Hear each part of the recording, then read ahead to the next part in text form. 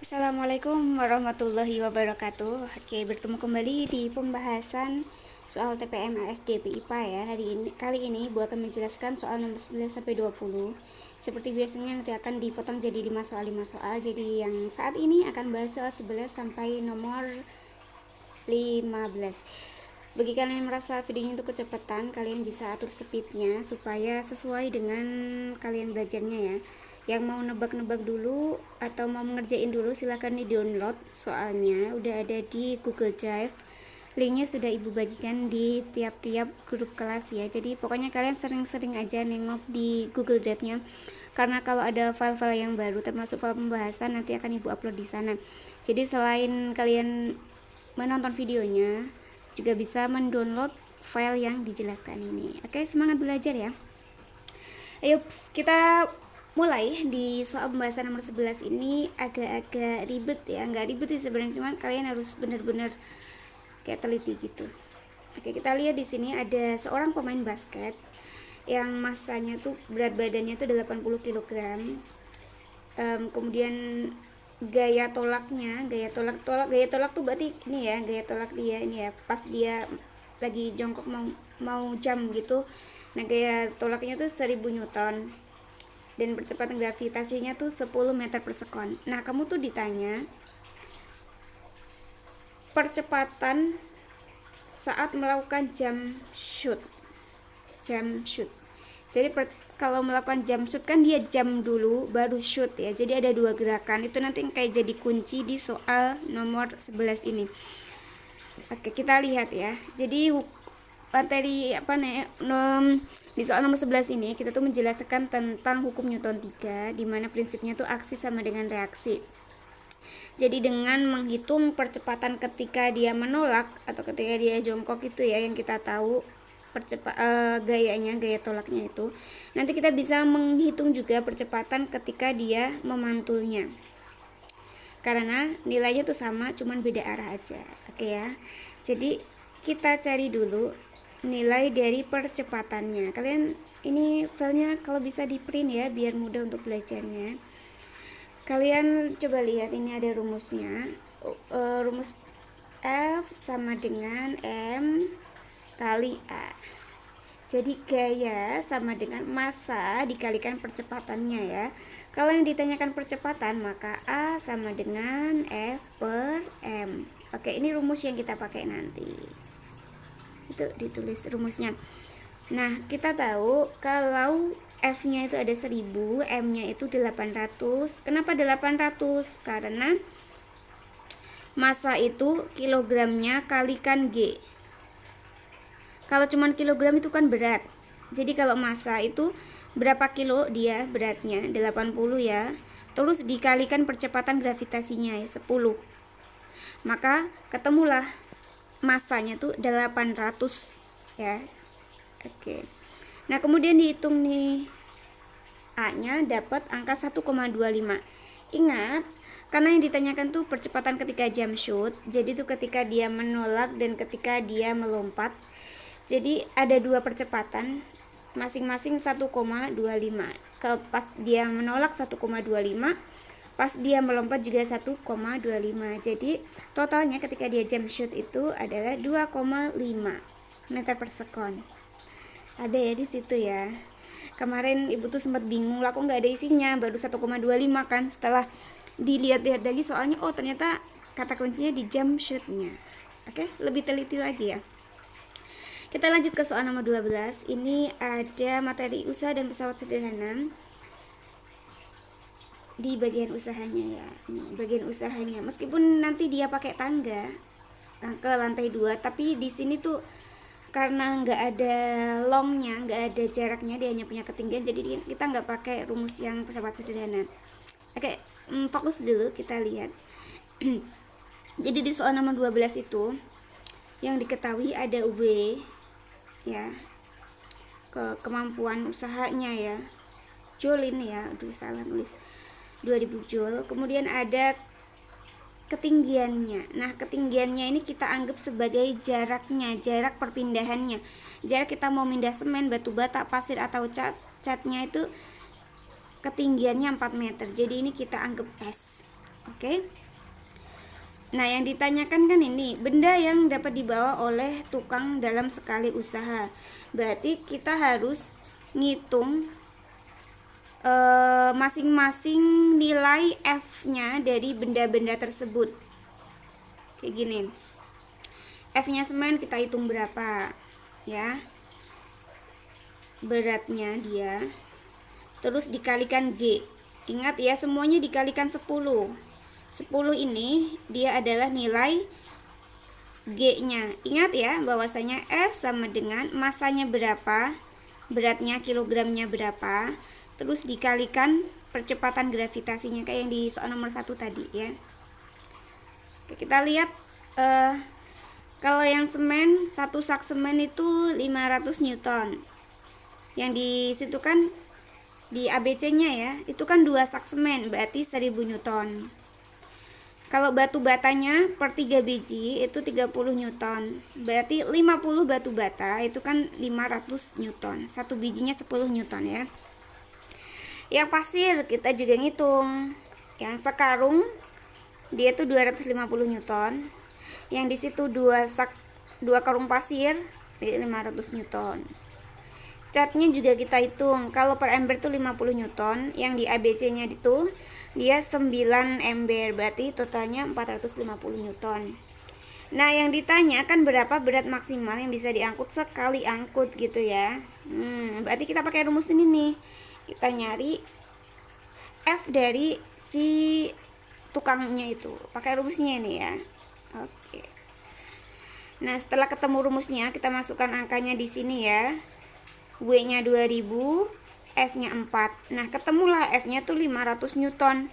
Berarti si tukangnya itu bisa ngangkut barang itu apapun jenisnya, terserah, kita nggak tahu, terserah dia mau ngangkut apa. Tetapi maksimalnya tuh 500 Newton. Kalau lebih tuh dia nggak bisa. Nah, kalau gimana ya? Kalau nyampe 500 tuh kayak dia kewalahan. Jadi kita nyari yang di bawahnya 500 Newton, yaitu yang cat ya. Berarti jawabannya yang ini nih, yang dia bisa ngangkutnya 450 Newton. Kenapa nggak yang 500? Nih, yang 500 kan ada 2.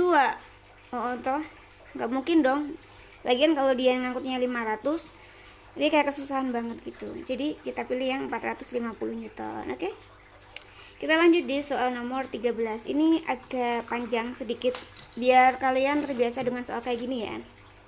Ibu kasih juga materi yang terkait.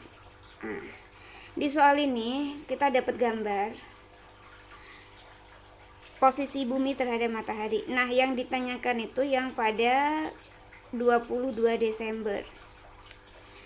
Tetapi kita juga perlu tahu ketika tanggal 23 Maret, 22 Juni, 21 September tuh yang terjadi di bumi itu apa? Kita lihat di gambarnya ya. Nah, ketika nih ya, tak kotakin ya. Nah, 22 Desember ini ada yang musim dingin. Mana yang musim dingin? Belahan bumi utara. Yang belahan bumi selatan dia malah musim panas. Ya, selatan panas ya. Sebenarnya dari situ kita tuh udah tahu bahwa jawabannya tuh yang B. Jadi jawabannya B. Tetapi alangkah lebih baiknya kalau kalian juga tahu apa yang terjadi di bumi masing-masing pada tanggal dan posisinya terhadap matahari di situ ya. Nih. Kalau tanggal 21 Maret sampai 21 Juni apa yang terjadi? 21 Juni sampai September itu apa yang terjadi? Di sini udah Ibu kasihkan materinya. Nah, ini ya. Jadi kalian fakta-fakta ini alangkah lebih baiknya kalau tahu. Jadi kan ditanyakan yang ini ya, Desember toh. Berarti yang ini. Nah, dicocokkan dengan ABC-nya. Jadi fakta ini Ibu harap kalian kayak diingat-ingat aja ya. Oke. Memang banyak hafal, enggak banyak juga sih, ada materi-materi yang tuh kalian harus hafal rumusnya, ada juga materi-materi yang kalian harus paham konsepnya dan hafal kalau bagus ya. Nah, yang di ini, yang di bumi-bumi ini kalian harus tahu konsepnya dan hafal juga. Jadi perlu mengingat-ingat, nggak perlu dikerjain ngitung-ngitung ya. Kita lanjut di soal nomor 14. Di soal nomor 14 ini kayak polusi dan dampaknya bagi kehidupan ya. Nah, yang ditanyakan kan kalau di bumi kita ini banyak polutan gas karbon dioksida dan gas metana, terus apa yang terjadi? Nah, kalau ada gas karbon dioksida sama gas metana banyak di atmosfer bumi, itu kayak menimbulkan yang namanya pemanasan global, global warming atau efek rumah kaca. Dampaknya apa nih? Yang pertama, naiknya permukaan air laut ini karena mencairnya es di kutub ya. Ini bahaya banget apalagi untuk daerah pesisir atau kepulauan seperti Indonesia. Itu nanti permukaan tanahnya itu semakin gimana ya, semakin banyak banjir kayak gitu, semakin rob. Jakarta atau di Semarang itu kan banjirnya banjir rob ya, karena tanahnya tuh sama laut tuh kayak malah lebih rendah tanahnya, lebih rendah daerahnya gitu. Jadi air laut kalau tambah tinggi dia langsung masuk ke daratan. Nah, itu nggak bagus. Yang kedua, perubahan musim yang tidak teratur, apalagi ini. Jadi kalau dulu kan kayak buat musim tanam atau apa kan hitungannya jelas. Oh, kalau tanggal segini berarti musimnya tanam, kalau tanggal segini nanti musim kemarau kayak gitu. Tapi kalau sekarang kan agak beda ya.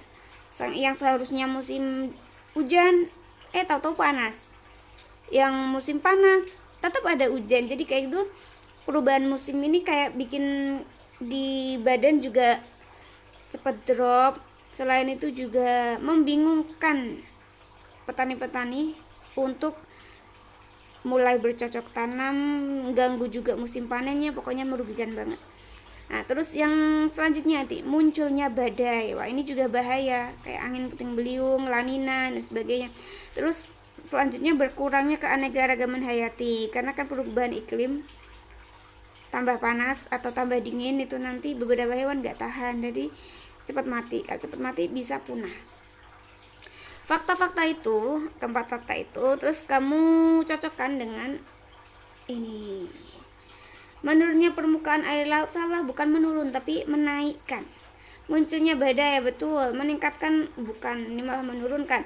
Mencairnya es betul. Jadi jawaban yang tepat sesuai dengan faktanya itu 2 dan 4. Yang D ya. Oke, kita lanjut soal ke-15, soal terakhir di sesi ini. Ini ada materi jungkat-jungkit, materi pesawat sederhana. Ini benda 1, ini yang benda 2. Seharusnya di rumus utamanya itu kan FK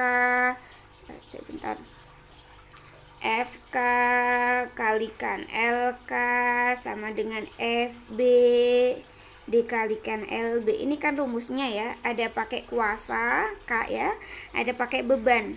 Tetapi karena di soal nomor 15 ini spesial, jadi dia tuh nggak ada kuasa, nggak ada bebannya, tetapi dia pengen dalam keadaan seimbang. Caranya gimana? Kita pakai istilahnya bukan K sama B, tapi 1 dan 2. Oke? Kita lihat di rumusnya yang ini. Ini modifikasi dari rumus yang tadi. F1 kali L1 sama dengan F2 kali L2.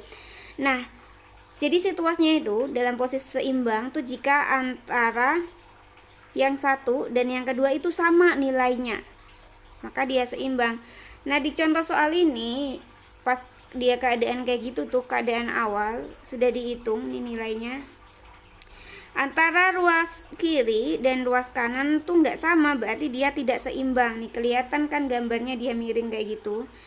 Nah, sekarang kita cocokkan keempat ABCD-nya ini dengan pakai rumus yang ini. Kita cocokkan apakah keadaannya tuh seimbang atau tidak. Gitu, oke? Kita lihat di poin yang A. Di yang A ya, menggeser benda sejauh 24 cm mendekati titik tumpu. Oke, kalau dia digeser 24 cm mendekati titik tumpu, maka L2-nya, benda 2 kan ya, ini berarti L2. L2-nya tuh jadi 26. Kita masukkan ke rumus, L-nya pakai yang angka 26. Ketemu nih 1200 dan 300 tidak seimbang karena nilainya gak sama. Sekarang yang B, menggeser benda 2 sejauh 25 mendekati titik tumpu. Kalau menggesernya 26 berarti L-nya jadi 24 ya. Kita pakai L-nya 24. Oh, ternyata sama 1200 dan 1200. Berarti seimbang kalau dia angkanya sama. Kalau mau berhenti di sini juga boleh, berarti jawabannya B ya. Kalau mau berhenti di sini juga boleh, tapi kalau mau mengecek yang C dan yang D juga boleh. Coba lihat yang C. Kalau yang C menambah beban 10 pada benda 1. Nah, ini benda satunya berarti menjadi 40 ya. Kita masukkan ke rumus. Ternyata hasilnya nggak seimbang nih, 1600 sama 1500.